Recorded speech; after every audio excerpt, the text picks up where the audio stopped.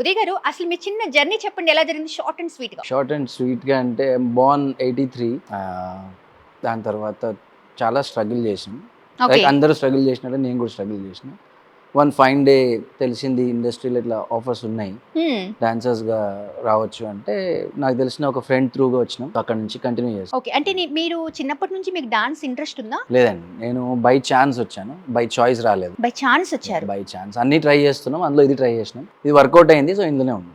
అన్ని అంటే ఎన్ని ట్రై చేశారు, ఏం ట్రై చేశారు? చాలా చేసిన, మ్యూజిక్ వరల్డ్లో పని చేసిన, నేను కొరియర్ బాయ్గా చేసిన, సెక్యూరిటీ గార్డ్గా చేసిన, ఇలా చాలా పనులు చేసిన. ఓకే, సో మీరు లైక్ చాలా వర్క్స్ అంటే స్ట్రగుల్ పడి వచ్చారు.